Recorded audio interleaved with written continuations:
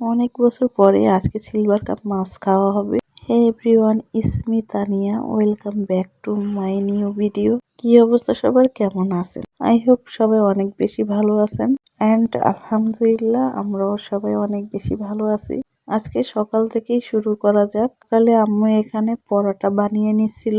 এরপরে তো আমি আব্বুকে বাবুকে দিয়ে যে কাজগুলান সকালে থাকে তো সেগুলান করে নিচ্ছি। আসলে সকালে অনেক বেশি কাজ থাকে, দম নেওয়ার সময়ও পাই না, তার কারণে সকাল সকাল কোনো ভিডিও নেওয়া হয় না। আর এমনিতেও একটু দেরি করে উঠি, এর জন্য আসলে কাজ কাম করতেও লেট হয়ে যায়। আর শীতের বেলা তো তাড়াতাড়ি চলে যায়, কিন্তু আব্বু বাসায় থাকে না, সেদিন তো আমার অনেক বেশি কষ্ট হয়ে যায়। কেননা আম্মু তো একটু অসুস্থ, এর জন্য আম্মুকে আমিই কোনো কাজ করতে দিই না।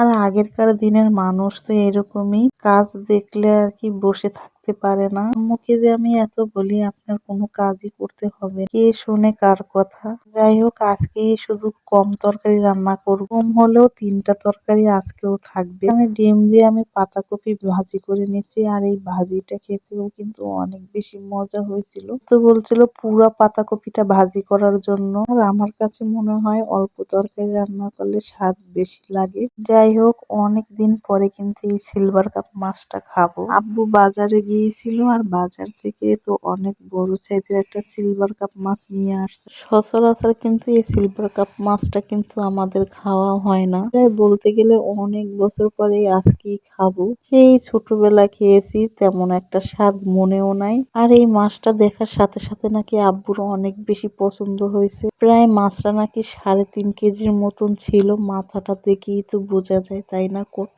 বড় মাছ ছিল। যাই হোক, আমি তো আব্বুকে বলতেছিলাম আব্বু খেতে কেমন না কেমন জানি হয়। আব্বু বলতেছিল যে আল্লাহ ভরসা, আমি তো কখনো এই মাছ কিনিই না, কেন জানি বাজারে যাওয়ার পরে এই মাছটা দেখে আমার অনেক বেশি পছন্দ হয়েছে, তার জন্য নিয়ে আসছি।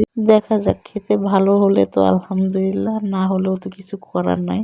কাঁচা মান কচু বাটা করেছিলাম, সেই মান কচু কিছুটা রয়ে গিয়েছিল, ভাবলাম এটা দিয়ে আলু দিয়ে একটা ঝোল তরকারি রান্না করি। আর খেতে কিন্তু অনেক বেশি মজা হয়েছিল। কচুটা সেদ্ধ করার পরে তো কালো হয়ে গেছে, মাছটা আমি লাল লাল করে ভাজি করে নিয়েছিলাম। আর এখানে কিন্তু আমি মশলা দিয়েছি, ভাজা মশলা, আমি মরিচ, রসুন, পেঁয়াজ, আদা, জিরা, ধনিয়া, শুকনো মরিচ কিছু আমি তেলে ভেজে তারপরে ব্লেন্ডার করে নিয়েছি। তরকারি কালারটাও যেমন সুন্দর হয়েছে আর ঘ্রাণটাও তেমন সুন্দর লাগতেছিল।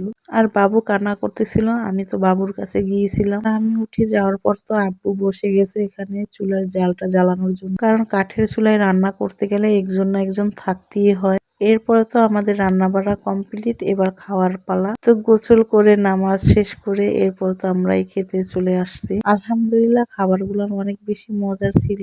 যাই হোক, দেখা হবে নতুন কোনো ভিডিওতে, সে পর্যন্ত সবাই অনেক বেশি ভালো থাকবেন। ভিডিওটা ভালো লেগে থাকলে অবশ্যই লাইক, কমেন্ট, শেয়ার করবেন। আজ এ পর্যন্ত, আল্লাহ হাফিজ।